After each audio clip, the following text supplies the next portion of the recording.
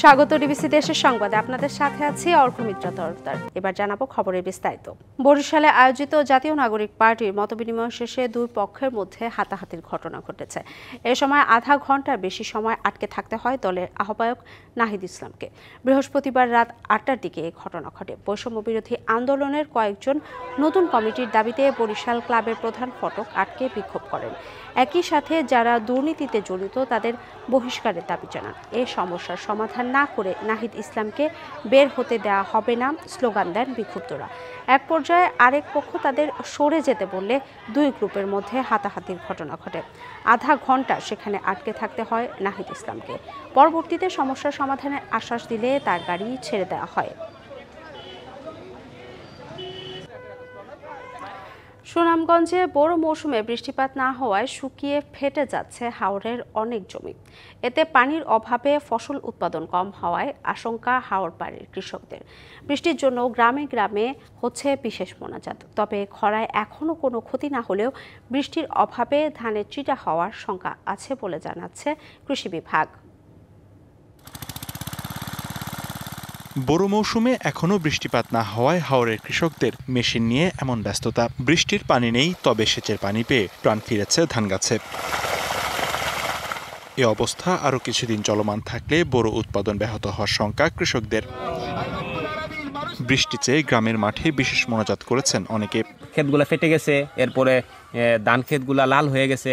বিভিন্ন বৃষ্টি না হওয়ার কারণে বিভিন্ন পোকামাকড়ের আক্রমণ, নানাবিধ কারণে এই বছর ফসল হানিরই আশঙ্কা রয়েছে। অন্য বছর তো মেঘ হচ্ছে, এবছর তো মেঘ নাই, তো খরা তো বেশি ক্ষতি করতেছে এবছর, জমিন তো ফাটছে বেশি। তো পানি নাই, গোলা হইতেছে ধান, কোনো চিহ্ন নেই, অবস্থা খারাপ। বৃষ্টি না হলে কিছু ধানে চিটা হওয়ার সম্ভাবনা রয়েছে বলে জানিয়েছে কৃষি বিভাগ। এখন যদি বৃষ্টিটা না হয় দুরবস্থায় তো আছে ধানগুলা, এবং যদি খুব বেশি থাকে, রোদ থাকে, তো কিছু চিটা হওয়ার সম্ভাবনা থাকতে পারে। এবছর সুনামগঞ্জে প্রায় ৪,০০০ কোটি টাকার ধান উৎপাদনের লক্ষ্যমাত্রা রয়েছে। DBC news desk. ঈদ উল ফিতরে দৌলতদিয়া পাটুরিয়া নৌরুটে চলাচল করবে ১৭টি ফেরি ও ২০টি লঞ্চ। পদ্মা নদীতে নাব্য সংকট, ফেরিঘাট সংকটের পাশাপাশি অতিরিক্ত ভাড়ার কারণে তৈরি হতে পারে ভোগান্তি। তবে সংশ্লিষ্টদের দাবি এবারের ঈদযাত্রা হবে স্বস্তির। দেশের দক্ষিণ পশ্চিমাঞ্চলের ২১ জেলার প্রবেশদ্বার দৌলতদিয়া পাটুরিয়া নৌ রুট। এবারের ঈদযাত্রার প্রস্তুতি চলছে এই রুটে। ১৭টা লঞ্চ ফেরি চলবে, ২০টা লঞ্চ চলবে। অনেক ছিনতাই প্রশাসন গ্রেপ্তার করছে।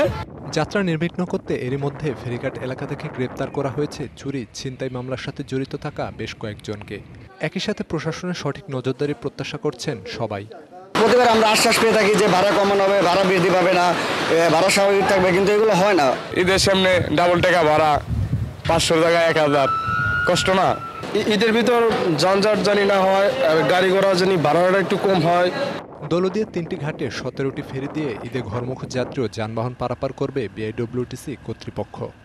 বহরে থাকা ১৭টি ফেরি এবং দৌলতদিয়া প্রান্তিকের ৩টি ঘাটের মাধ্যমে যাত্রীবাহী বাস, প্রাইভেট কার, মাইক্রো, পণ্যবাহী ট্রাক সকলকে আমরা নিরাপদে স্বাচ্ছন্দ্যে পারাপার করতে সক্ষম হব ইনশাআল্লাহ। আইন শৃঙ্খলা পরিস্থিতি স্বাভাবিক রাখতে দৌলতদিয়া ফেরিঘাটে ৪ স্তরের নিরাপত্তা ব্যবস্থা নেওয়া হয়েছে বলে জানিয়েছে পুলিশ। নিরাপদ রাখতে আমরা ঘাট কেন্দ্রিক ৪ স্তরের নিরাপত্তা ব্যবস্থা গ্রহণ করেছি। সেখানে থানা পুলিশের পাশাপাশি ট্রাফিক পুলিশ, নৌ পুলিশ এবং সাদা পোশাকে পুলিশ মোতায়েন থাকবে। প্রশাসনের কঠোর নজরদারিতে ঈদযাত্রা হোক স্বস্তির, এমন প্রত্যাশা যাত্রী ও চালকদের। DBC news desk. সাতক্ষীরায় জমে উঠেছে ঈদবাজার। রমজানের মাঝামাঝি সময় পার হতে অভিজাত শপিং মল থেকে শুরু করে ফুটপাতের দোকানগুলোতে নেই তিল ধারণের ঠাঁই। প্রিয়জনকে উপহার দিতে কেনাকাটায় পিছিয়ে নেই নিম্নবিত্তের মানুষও। গোপালগঞ্জেও জমে উঠেছে ঈদবাজার, তবে দাম বাড়ায় নতুন পোশাক কিনতে অসহায় ক্রেতা। ঈদে প্রিয়জনের জন্য চাই নতুন পোশাক, তাই সাতক্ষীরার সব বিপণী বিতান বেচাকেনা সরগরম। যদিও ক্রেতারা বলছে এবছর পণ্যের দাম গত বছরের তুলনায় অনেক বেশি। যেহেতু ঈদের মার্কেট দামটা তো অন্যান্য বারের চাইতে একটু বেশি মনে হচ্ছে, তবে তুলনামূলক একটু দাম মনে হচ্ছে এবার বেশি। মোটামুটি বাজারে মালের পণ্যের দাম আছে। শহরের ফুটপাতগুলোতেও রয়েছে সমান ভিড়। নিম্নবিত্তের একমাত্র ভরসা এসব মার্কেট থেকেই প্রিয়জনের জন্য সাধ্যমতো পোশাক কিনছেন তারা। ব্যবসায়ীরা বলছেন ঈদের 5 দিন আগে থেকে বাড়তে পারে বেচাকেনা। ইনশাআল্লাহ বেচাকেনা ভালো, কাস্টমারের চাপ প্রচণ্ড। এবছর আমাদের বেচাকেনা আলহামদুলিল্লাহ খুবই ভালো। সাধারণ মানুষ ঈদের কেনাকাটা করতে পারে সেই লক্ষ্যে জেলার বস্ত্র ব্যবসায়ীদের পক্ষে স্বেচ্ছাসেবক নিয়োগ দেওয়া হয়েছে। যানজট নিরসন সহ নিরাপত্তায় কাজ করবে তারা। 15,000 থেকে আমরা কিছু ভলেন্টিয়ার নিয়োগ করতেছি আমাদের বস্ত্র ব্যবসায়ীর পক্ষ থেকে। তো সেই ভলেন্টিয়াররা বিভিন্নভাবে যানজট নিরসনে তারা কাজ করবে।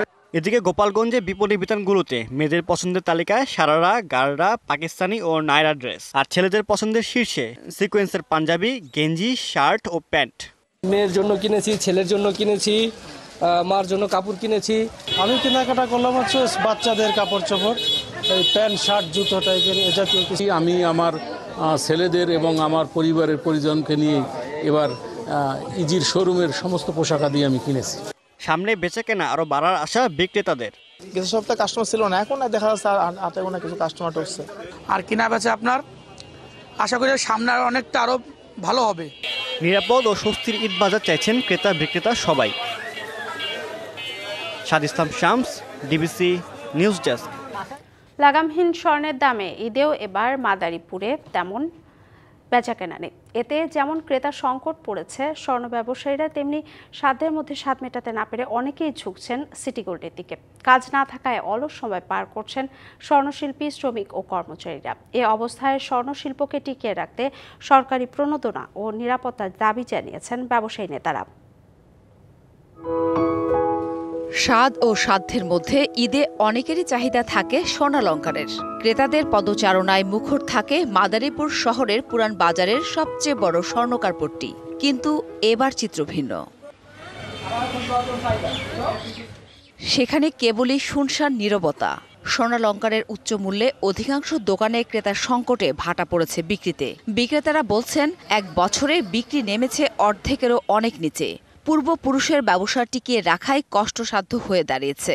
বেচাকেনাই নাই, কোনো কাস্টমার নাই, আমরা বসেই থাকি। একটু আর ঈদের যে স্বর্ণের দামটা অনেক বেশি, এর জন্য তো মনে গ্রাহক খুবই কম।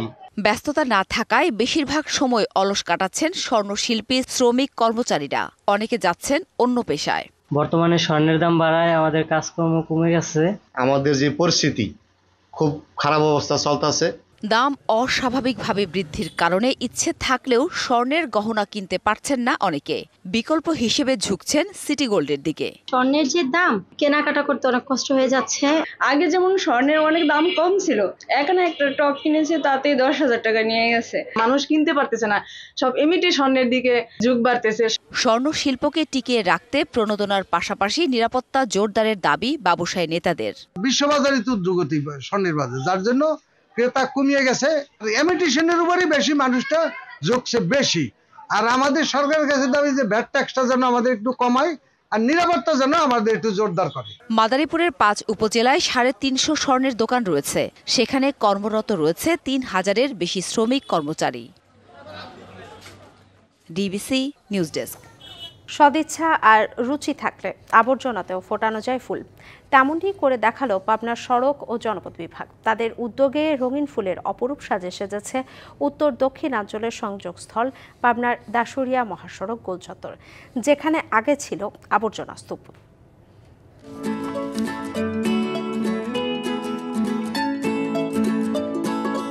পাখির চোখে ত্রিমুখী মহাসড়কের মাঝের গোলচত্বরটি দেখে মনে হতে পারে শিল্পীর নিপুণ তুলিতে আঁকা ক্যানভাস, বর্ণিল নানা রঙে আঁকা আলপনা। বসন্ত বেলায় সুবাসিত ফুলের মন কাড়া রূপ জানান দিচ্ছে কেবল বনমালীতেই নয়, ফাল্গুন লেগেছে কংক্রিটের রাজপথেও। সড়ক বিভাগ সূত্র জানায়, ঈশ্বরদী উপজেলার দাসুরিয়া মোড়ের বাইপাস গোলচত্বর দেশের উত্তর ও দক্ষিণবঙ্গে সড়ক যোগাযোগের অন্যতম গুরুত্বপূর্ণ পয়েন্ট। প্রতিদিন এ পথে চলাচল করেন লাখো মানুষ। স্থানীয়দের অবহেলা ও অসচেতনতায় গোলচত্বরটি পরিণত হয়েছিল আবর্জনার স্তূপে। এমনভাবে নোংরা আবর্জনায় ভরা থাকতো, আসলে এই সাইড দিয়ে যাওয়া যেত না, এমন গন্ধ থাকতো। আগে যে দাসরের কি অবস্থা ছিল ভাই, বাগান করতে সুন্দর লাগতেছে, আমরা খুব উৎফুল্ল। তবে এখন গড়ে ওঠা বাগানের নান্দনিক সৌন্দর্যে পথচারী ও দূর দূরান্তের যাত্রীরা যেমন মুগ্ধ হচ্ছেন, তেমনি স্থানীয়দের মাঝেও এসেছে সচেতনতা। এত সুন্দর একটি ফুলের বাগান করার কারণে দাসুরিয়া ট্রাফিক মোড়ের সৌন্দর্য বর্ধন হয়েছে এবং অনেক মানুষ এই ফুলের বাগানটি দেখতে আসতেছে। রোডসান হাইওয়ে যে ফুল বাগানটি এখানে উপহার দিয়েছে, এর জন্য রোডসান হাইওয়েকে আমরা দাসুরিয়া এবং ঈশ্বরদী ভাইয়ের পক্ষ থেকে সবাই ধন্যবাদ জানাই। নানা জাতের প্রায় 20,000 ফুলে মহাসড়কের বাগানটি করতে সড়ক বিভাগের খরচ হয়েছে 2 লাখ টাকা। সাধারণের সাড়া পাওয়ায় আগামীতে জেলার প্রতিটি সড়কে ফুলের বাগান ছড়িয়ে দেওয়ার পরিকল্পনা আছে বলে জানান সড়ক বিভাগের কর্মকর্তারা। দাসুরিয়া গোল চত্বরে এক সময় ময়লা আবর্জনা থাকতো, সেখানে যে ময়লাগুলো ছিল সেগুলো আমরা অপসারণ করে বিগত 4-5 বছর থেকে আমরা ফুলের বাগান তৈরি করছি। বৈশ্বিক উষ্ণতার এ সময়ে সড়ক অবকাঠামোর পাশে ফুলের বাগান ও সবুজায়নে পরিবেশ বিপর্যয় প্রতিরোধের বিষয়টিকেও গুরুত্ব দিচ্ছেন উদ্যোক্তারা। Partha Hasan, DBC news, Pabna. DBC দেশের সংবাদে এই ছিল এখনকার মতো। ডিবিসি নিউজের সংবাদগুলো পড়তে ভিজিট করুন dbcnews.tv আর ভিজিট করুন ডিবিসির ফেসবুক পেজ এবং ইউটিউব চ্যানেল। সঙ্গেই থাকুন।